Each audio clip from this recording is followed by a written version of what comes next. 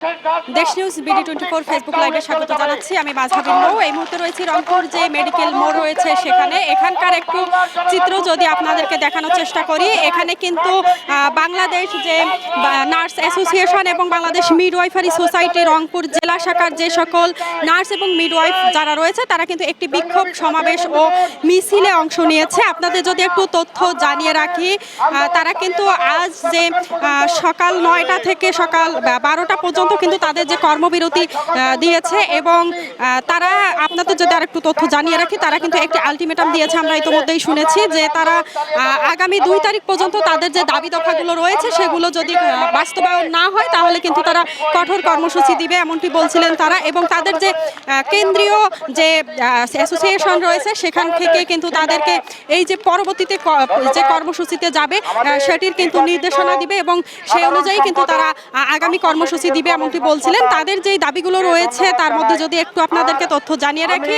48 বছরের যে ঐতিহ্য অগ্রগতি স্বতন্ত্র নার্সিং প্রশাসন সেটি তারা বাস্তবায়ন রাখতে চান এবং নার্সিং মিডওয়াইফারি অধিদপ্তরকে বিলুপ্ত করে নার্সদেরকে ভিন্ন অধিদপ্তর ও ভিন্ন পেশাজীবীর মাধ্যমে কিন্তু পরিচালনা করার জনস্বার্থ ও জনস্বাস্থ্য বিরোধ কর্মকাণ্ডের প্রতিবাদে আজকে মাননীয় স্বাস্থ্য উপদেষ্টা কর্তৃক কিন্তু আশ্বাস প্রদানের 14 মাস হলেও তা পূরণ হয়নি এমনটি বলছিলেন তারা। সেই দাবি পূরণেই কিন্তু আজকে নার্স মিডওয়াইফারিদের ন্যায্য দাবিগুলো কিন্তু অতি সত্বর বাস্তবায়নের দাবিতে আজকে তারা এই যে বিক্ষোভ সমাবেশ ও মিছিলে দাঁড়িয়েছেন। এবং আপনাদের যদি আর একটু জানিয়ে রাখি, রংপুর যে মেডিকেল কলেজ রংপুর মেডিকেল রয়েছে, মেডিকেলের যে প্রধান ফটক সেখানে কিন্তু তারা একটি বিক্ষোভ সমাবেশ করেছে এবং সেখান থেকে কিন্তু সেই মিছিলটি নিয়ে কিন্তু তারা এখন যে রংপুর মেডিকেল মোড়ে যে শহীদ এলাহি চত্বর রয়েছে সেখানে এসে কিন্তু তারা একটি শান্তিপূর্ণ সমাবেশে অংশ নিয়েছে এবং তারা যেমনটি বলছিলেন যে আগামী 2 তারিখ পর্যন্ত তাদের যদি দাবিগুলো পূরণ না হয়, বাস্তবায়ন না হয় তাহলে কিন্তু তারা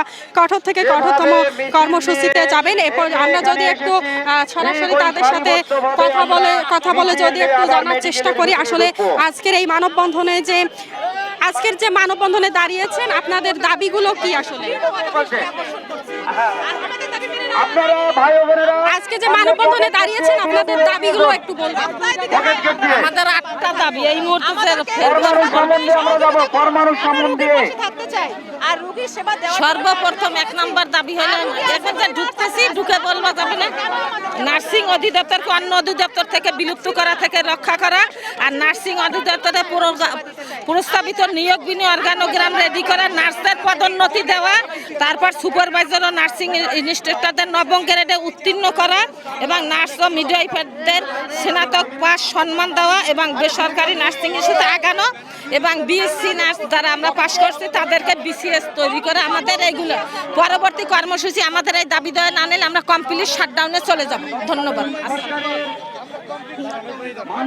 দর্শক, যেমনটি শুনছিলাম এখানে একজন নার্সের কাছে তিনি কিন্তু বলছিলেন যে তাদের যে 8 দফা দাবিগুলো রয়েছে সেগুলো বাস্তবায়ন না হলে কিন্তু তারা যে 2 তারিখ পর্যন্ত যে আলটিমেটামটি দিয়েছিল তারই পরিপ্রেক্ষিতে কিন্তু তারা বলছেন যে তারা 2 তারিখ পর্যন্ত যদি তাদের এই যে দাবিগুলো 8টি দফা রয়েছে এগুলো যদি বাস্তবায়ন না হয় তাহলে তারা কমপ্লিট শাটডাউনে যাবে এমনটি বলছিলেন তারা। তো দর্শক, এই ছিল এখন পর্যন্ত রংপুর যে মেডিকেল মোড় রয়েছে এখানে নার্সদের যে বিক্ষোভ সমাবেশটি রয়েছে তার সেখান থেকে সর্বশেষ।